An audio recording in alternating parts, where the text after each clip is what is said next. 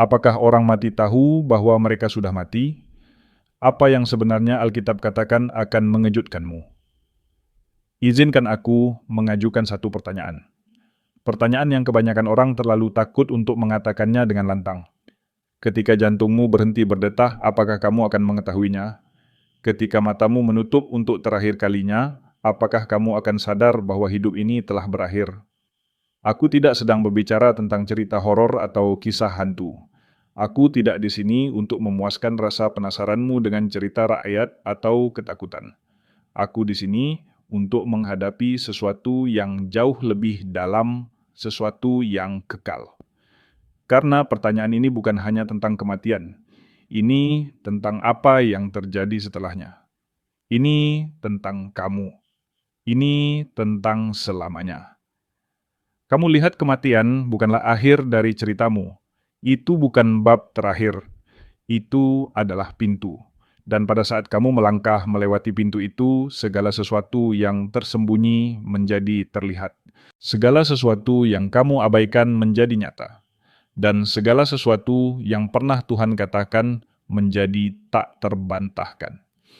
Jadi mari kita masuk ke intinya.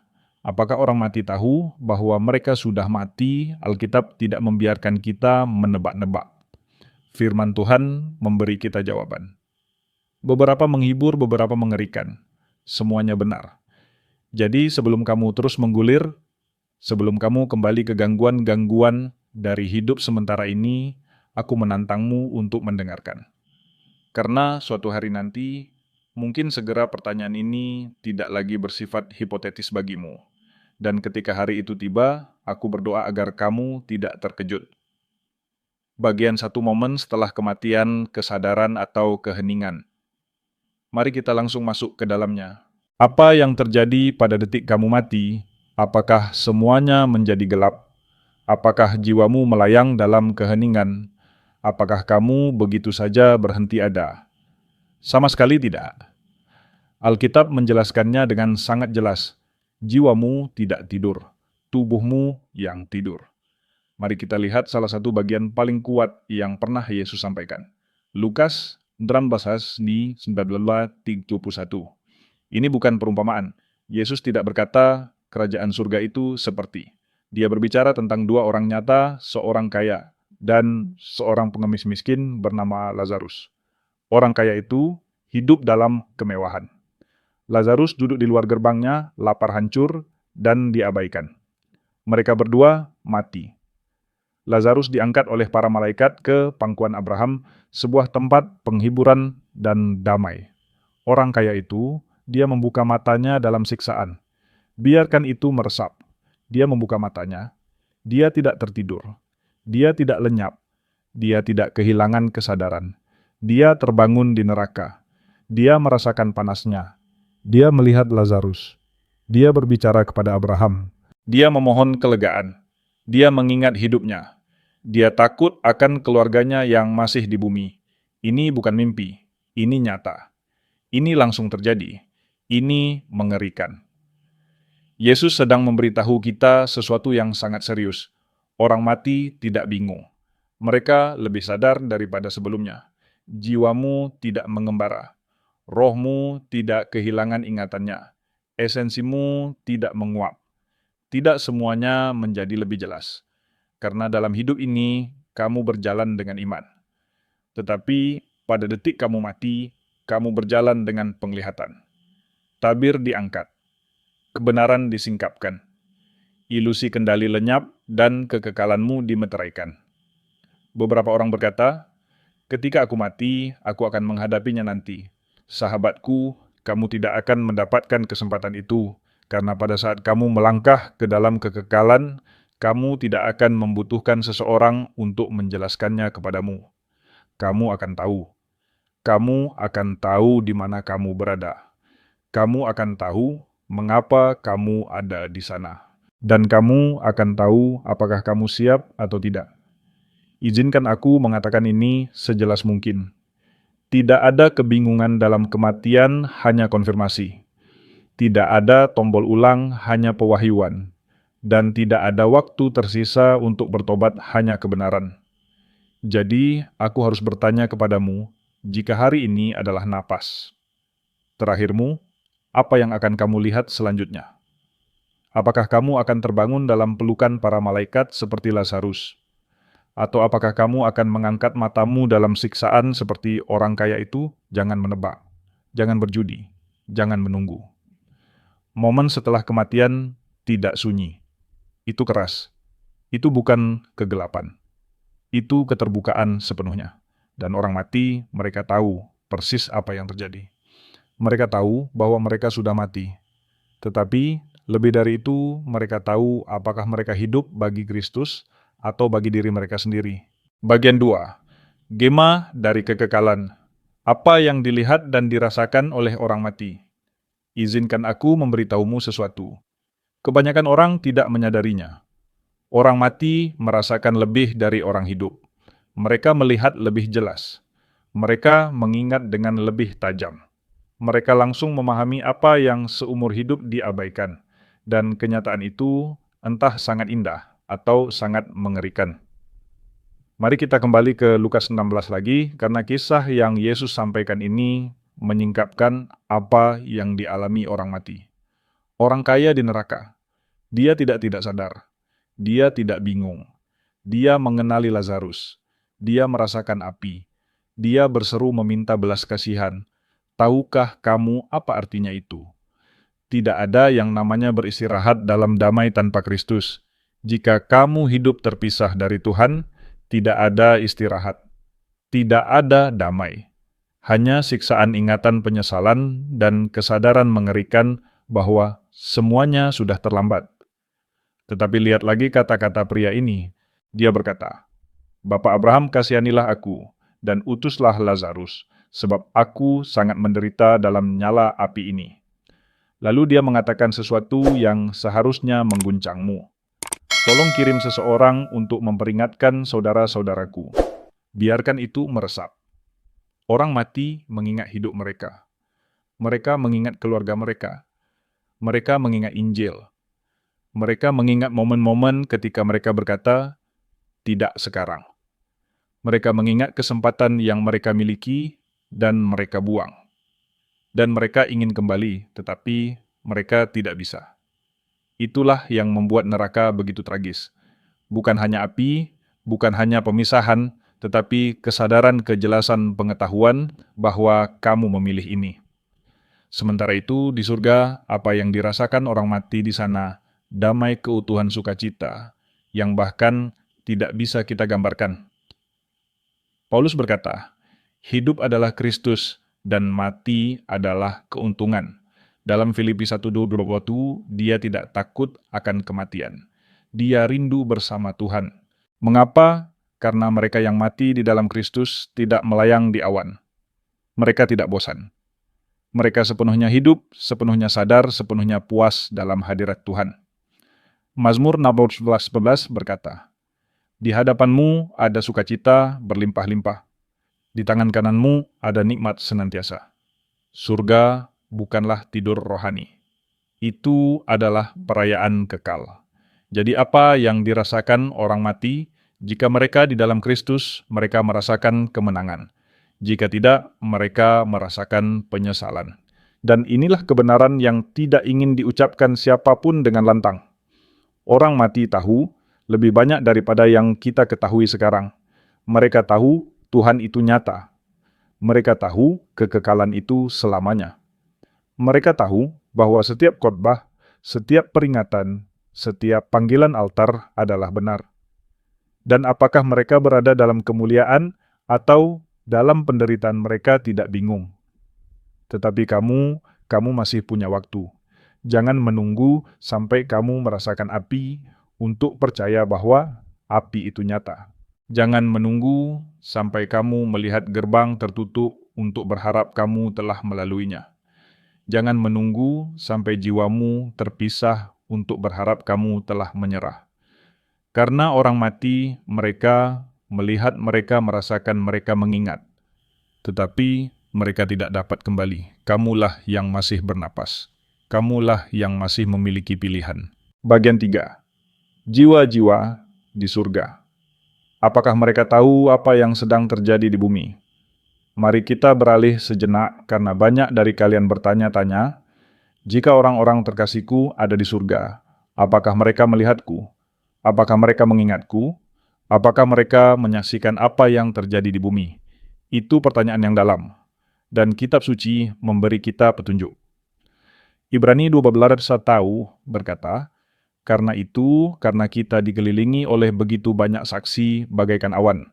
Siapakah para saksi itu? Orang-orang kudus yang telah mendahului kita, orang-orang setia, yang mati di dalam Kristus, mereka yang telah menyelesaikan perlombaan dan melewati garis akhir. Dan sekarang, mereka sedang menonton. Mereka mengelilingi. Mereka merayakan setiap langkah yang kamu ambil menuju Yesus. Surga tidak terputus. Surga tidak jauh. Surga sangat sadar akan apa yang terjadi di sini. Mari kita masuk lebih dalam. Dalam Wahyu 6:10 kita melihat jiwa-jiwa para martir berseru kepada Tuhan di bawah mezbah. Sampai kapan ya, Tuhan Engkau yang kudus dan benar? Engkau tidak menghakimi dan membalaskan darah kami kepada mereka yang diam di bumi. Apakah kamu menangkapnya jiwa-jiwa di surga ini sadar? Mereka menyadari ketidakadilan. Mereka rindu akan penghakiman terakhir Tuhan. Mereka mengingat apa yang terjadi di bumi. Mereka tidak dihapus. Mereka bukan lembaran kosong, mereka diubahkan. Ya, tetapi mereka tetap membawa ingatan hasrat kerinduan dan keadilan. Inilah artinya. Ibumu yang berdoa untukmu, dia mungkin berada dalam awan saksi itu menyemangatimu. Pendeta yang membawamu kepada Kristus, dia mungkin tersenyum ketika kamu melangkah lagi dalam iman. Para martir sepanjang zaman mereka belum melupakan bumi. Mereka menantikan keadilan Tuhan digenapi. Tetapi dengarkan baik-baik. Surga tidak terobsesi dengan bumi. Surga dipenuhi dengan kemuliaan Tuhan. Mereka mungkin melihat, mereka mungkin mengingat, tetapi mereka tidak khawatir karena di surga tidak ada ketakutan, tidak ada kebingungan, tidak ada kesedihan yang tidak dapat disembuhkan. Wahyu 20:4 berkata, Ia akan menghapus segala air mata dari mata mereka. Tidak akan ada lagi maut atau perkabungan atau ratap tangis atau duka cita. Mereka bebas. Bebas dari waktu, bebas dari rasa sakit, bebas dari beban yang masih kita pikul. Dan mungkin kamu bertanya-tanya jika mereka bisa melihat kita, bukankah itu akan membuat mereka sedih? Tidak seperti yang kita pikirkan. Karena di surga bahkan kesedihan ditelan oleh pengharapan. Bahkan kerinduan dimandikan oleh kebenaran. Bahkan ingatan akan kehilangan ditebus oleh hadirat Yesus.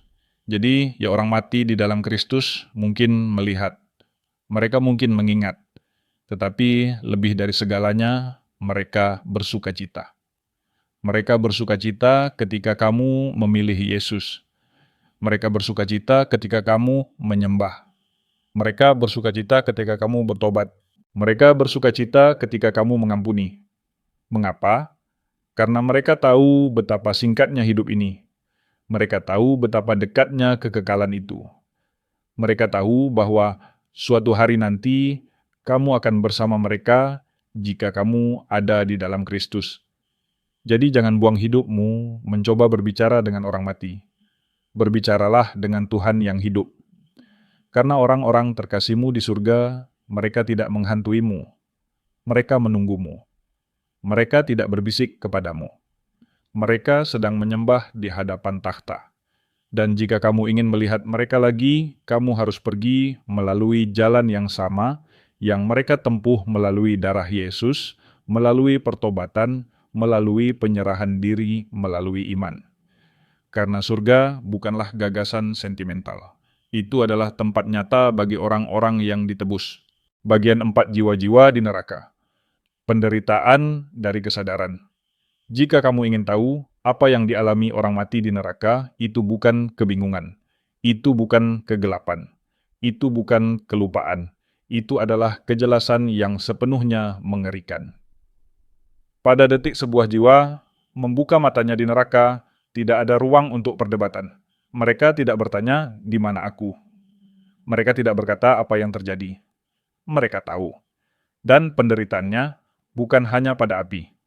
Itu pada kesadaran bahwa ini selamanya. Tidak ada jalan keluar, tidak ada jeda, tidak ada banding, tidak ada pelarian. Mari kita kembali sekali lagi ke Lukas 16. Kisah tentang orang kaya dan Lazarus.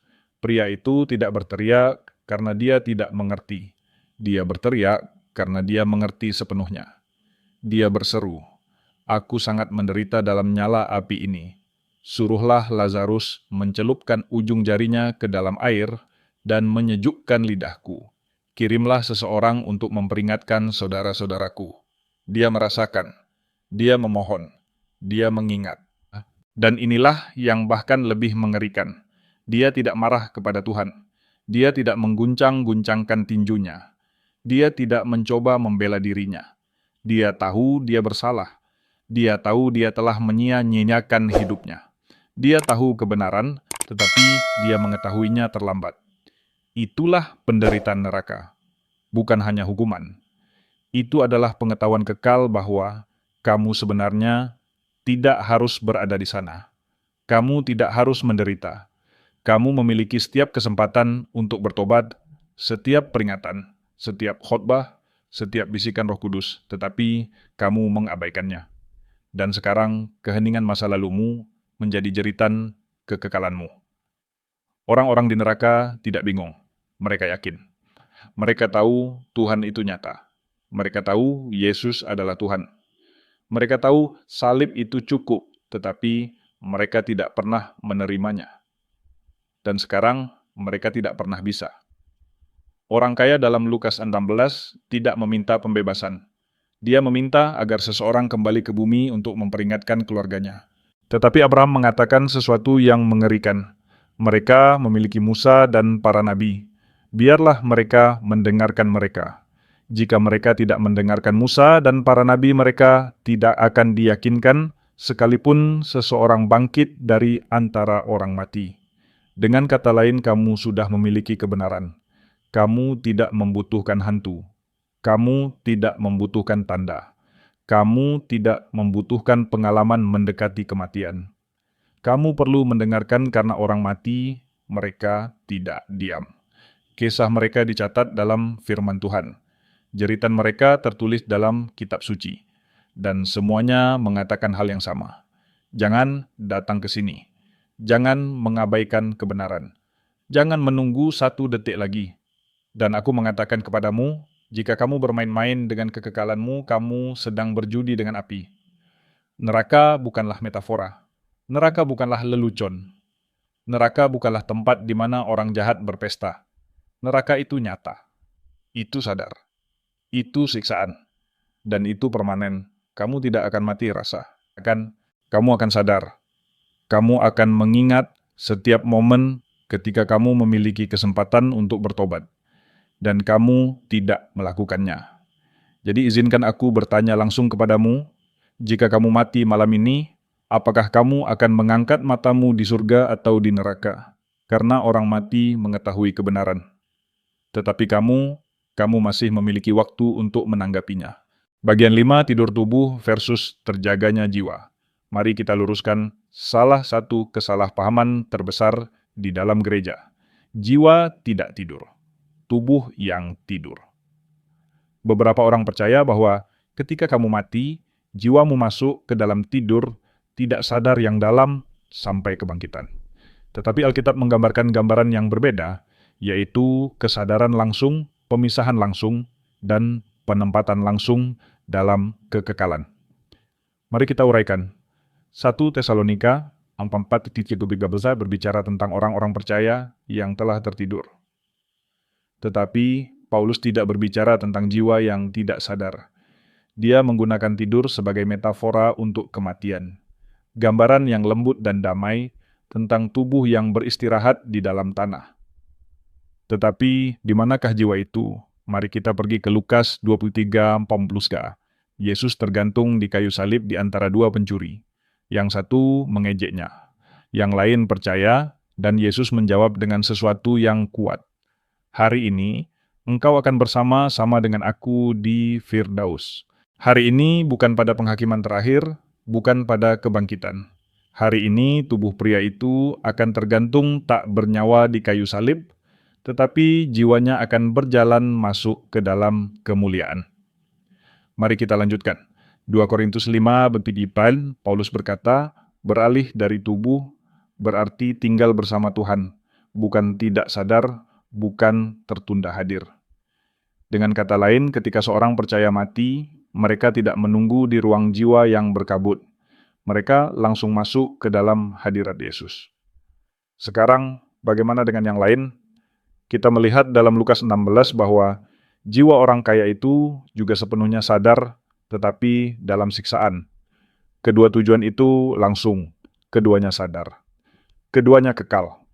Jadi mari kita jelaskan, pada saat tubuhmu menyerah, pada saat napasmu berakhir, pada saat detak jantungmu berhenti, jiwamu terbangun. Bukan dalam kebingungan, bukan dalam keheningan, tetapi dalam penghakiman. Benar dan tidak dapat dibatalkan. Ibrani 11:27 mengatakannya dengan jelas. Manusia ditetapkan untuk mati satu kali, dan sesudah itu penghakiman. Tidak ada wilayah tengah, tidak ada kesempatan kedua, tidak ada tombol jeda. Kamu tidak bangun berabad-abad kemudian. Kamu bangun pada saat kamu mati. Sekarang aku tahu, beberapa orang tidak nyaman dengan hal ini. Mereka lebih suka percaya bahwa kita semua tidur sampai Tuhan memutuskannya. Tetapi dengarkan, Tuhan tidak membutuhkan waktu untuk memutuskan apapun. Dia sudah tahu. Dan pada saat jiwamu terpisah dari tubuhmu, kamu juga akan tahu. Jadi, jangan tertipu. Kamu tidak akan melayang ke dalam ketidaksadaran. Kamu akan melangkah ke dalam kekekalan. Dan satu-satunya pertanyaan yang penting adalah, apakah kamu akan bersama Tuhan atau terpisah darinya selamanya? Inilah sebabnya pilihanmu di bumi penting. Inilah sebabnya menyerahkan diri kepada Yesus itu penting. Karena kamu tidak bangun dan mencoba lagi nanti. Kamu bangun di tempat imanmu menempatkanmu. Dan orang mati, mereka sudah tahu. Bagian 6, apa yang tidak dikatakan Alkitab tentang orang mati. Mari kita berhenti sejenak, karena sementara kita telah berbicara tentang apa yang Alkitab katakan, sama pentingnya untuk menghadapi apa yang tidak dikatakan Alkitab. Kamu lihat banyak orang membangun kepercayaan mereka berdasarkan film mimpi, tradisi, dan cerita nenek. Tetapi bukan berdasarkan kitab suci. Dan itu berbahaya. Jadi mari kita singkirkan kebisingan dan menjadi nyata. Satu orang mati tidak menjadi malaikat. Kamu tidak menumbuhkan sayap. Kamu tidak menjadi penjaga. Kamu tidak mendapatkan tugas untuk mengawasi anak-anakmu. Itu mungkin terdengar manis dalam kartu belasungkawa, tetapi itu tidak alkitabiah. Manusia diciptakan menurut gambar Allah. Malaikat diciptakan sebagai roh-roh pelayan. Mereka adalah makhluk yang sepenuhnya berbeda. Ketika kamu mati, kamu tidak menjadi sesuatu yang lain. Kamu menjadi lebih sadar akan siapa dirimu sebenarnya. Dua orang mati tidak menghantui bumi. Mari kita jujur. Tidak ada hantu kerabatmu yang berjalan di lorong rumahmu. Itu bukan pamanmu yang mengunjungi dapurmu. Itu bukan nenekmu yang membuat lampu berkedip. Itu bukan anakmu yang membisikkan namamu dalam gelap. Itu adalah penipuan. 2 Korintus 11:14 berkata, iblis pun menyamar sebagai malaikat terang. Iblis akan menggunakan roh-roh yang dikenal tiruan untuk mengalihkan, menipu, dan menghancurkan. Setan-setan suka berpura-pura menjadi orang mati karena itu membuka pintu bagi kebingungan, ketakutan, dan penghiburan palsu. Ketika Alkitab berkata bahwa orang mati bersama Tuhan, atau dalam siksaan Alkitab tidak mengatakan bahwa mereka kembali untuk berkunjung. Mereka tidak tinggal. Mereka tidak mengembara. Mereka tidak berkeliaran. Kamu entah berada dalam hadirat Tuhan atau terpisah secara kekal. 3 Alkitab tidak mengatakan apapun tentang api penyucian. Izinkan aku mengatakannya dengan jelas. Tidak ada api penyucian, tidak ada ruang tunggu, tidak ada tangki penahanan, Tidak ada pusat rehabilitasi rohani tempat kamu mendapatkan jalanmu ke surga. Doktrin itu buatan manusia. Itu tidak ada dalam Alkitab. Ibrani 9:27 berkata, manusia ditetapkan untuk mati satu kali dan sesudah itu penghakiman bukan. Lalu api penyucian bukan. Lalu kamu menebus dosamu. Penghakiman. Langsung. Final. Yesus tidak mati di kayu salib untuk memberimu kesempatan kedua setelah kematian. Dia mati supaya kamu bisa diselamatkan sebelum itu.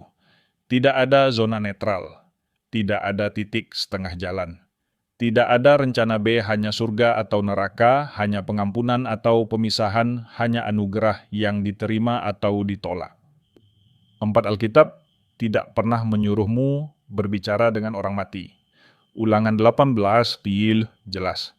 Janganlah didapati di antaramu orang yang meminta petunjuk kepada orang mati, karena semua yang melakukan hal-hal ini adalah kekejian bagi Tuhan. Itu berarti pemanggilan arwah perantara roh berbicara dengan roh. Semuanya dilarang. Kamu tidak menghormati orang mati. Kamu membuka pintu bagi setan. Ketika Saul mencoba berbicara dengan Samuel melalui seorang perantara, dia tidak dipuji. Dia dihukum. Dia mati tidak lama kemudian. Mengapa? Karena Tuhan tidak ingin kamu berbicara dengan orang mati. Dia ingin kamu berbicara kepadanya. Izinkan aku mengatakan ini dengan tegas. Jangan bangun keyakinanmu di atas perasaan. Jangan percaya cerita lebih dari kitab suci. Jangan biarkan budaya mengajarimu tentang kekekalan. Biarlah firman Tuhan menjadi satu-satunya dasar bagimu. Karena ketika napas terakhirmu datang, kamu tidak akan peduli dengan apa yang nenek katakan di meja makan malam. Kamu akan peduli dengan apa yang Yesus katakan di kayu salib. Dan apa yang Alkitab katakan sudah cukup. Orang mati tidak bingung. Mereka tahu di mana mereka berada. Dan jika kamu ingin menghindari keterkejutan, setelah kematian, kamu harus tahu kemana kamu menuju sebelum kamu pergi. Bagian 7, suara orang mati. Apa yang akan mereka katakan jika mereka bisa berbicara? Bayangkan sejenak apa yang akan dikatakan orang mati kepadamu jika mereka bisa. Bukan hal palsu yang kamu lihat di Hollywood. Bukan bisikan sentimental dari mimpimu. Aku berbicara tentang jiwa-jiwa nyata, mereka yang berada dalam kekekalan. Jika Tuhan mengizinkan mereka berbicara kepada yang hidup, apa yang akan mereka katakan? Mereka yang di neraka akan berteriak, mereka akan memohon kepadamu, jangan datang ke sini. Jangan mengabaikan kebenaran. Jangan bermain-main dengan jiwamu. Mereka akan memberitahumu tentang siksaan penyesalan ingatan. Mereka akan memberitahumu berapa kali mereka mendengar Injil dan tidak menanggapinya. Mereka akan berkata, aku pikir aku punya waktu. Aku pikir aku bisa hidup sesuka hatiku dan berdamai dengan Tuhan nanti. Tetapi sekarang tidak ada nanti. Tolong dengarkan. Jangan menunggu seperti aku. Orang kaya itu memohon agar seseorang pergi memperingatkan keluarganya. Dia putus asa untuk menyelamatkan mereka dari apa yang tidak bisa dia hindari. Dan keputusasaan itu bergema sepanjang waktu masih memperingatkan kita hari ini. Mereka yang di surga akan berbisik, setiap pengorbanan. Setiap keputusan sulit. Setiap air mata, setiap malam yang sepi. Setiap kali kamu berdiri bagi Kristus, itu sepadan. Mereka tidak merindukan bumi. Mereka tidak bertanya-tanya, apakah mereka seharusnya hidup berbeda. Mereka dipenuhi sukacita dalam hadirat Yesus. Dan jika mereka bisa berbicara, mereka akan mendesakmu. Jangan hidup untuk yang sementara. Jangan sia-siakan hidupmu mengejar hal-hal yang tidak akan mengikutimu ke dalam kekekalan. Jangan setengah-setengah. Jatuh cintalah kepada Yesus dan jangan pernah menoleh ke belakang.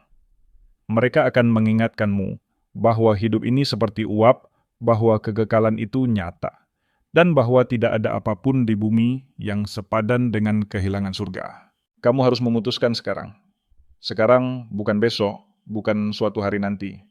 Karena begitu kamu mati, suaramu tidak lagi berarti bagi dunia ini.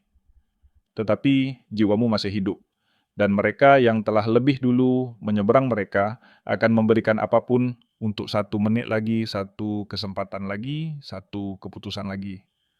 Tetapi mereka tidak bisa. Kamu bisa. Jadi jangan sia-siakan peringatan ini. Bagian 8, kematian kedua. Apa yang paling ditakuti orang mati? Jika kamu berpikir kematian fisik adalah hal terburuk yang bisa terjadi padamu, kamu salah. Ada sesuatu yang jauh lebih mengerikan. Sesuatu yang Alkitab sebut sebagai kematian kedua. Wahyu 20:14 mengatakannya dengan jelas.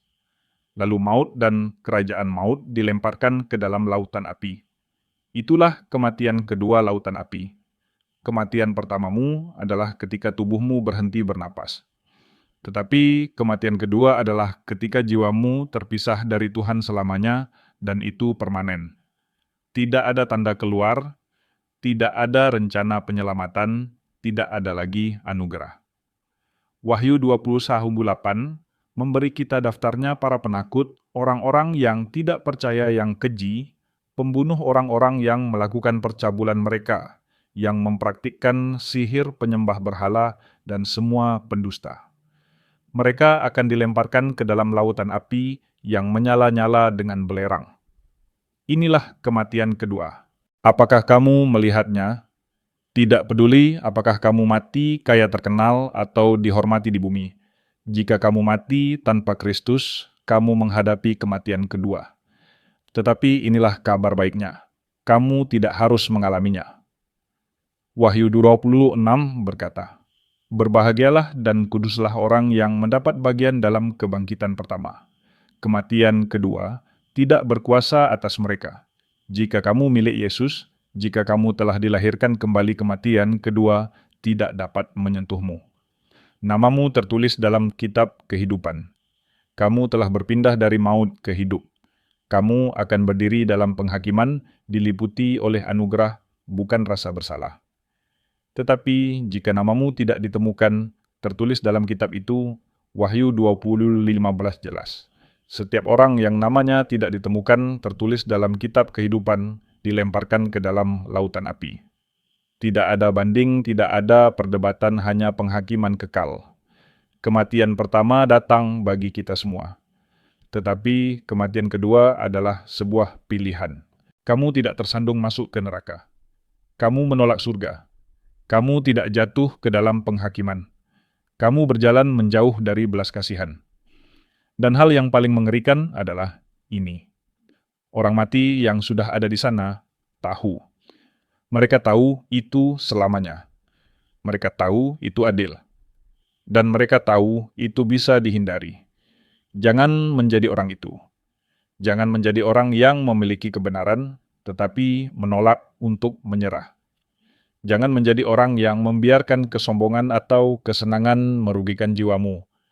Jangan menjadi orang yang berpikir, aku akan beres dengan Tuhan nanti, tetapi tidak pernah melakukannya. Karena kematian kedua tidak peduli dengan niatmu. Ia hanya menghormati keputusanmu. Dan begitu kamu mati, keputusan itu dimeteraikan.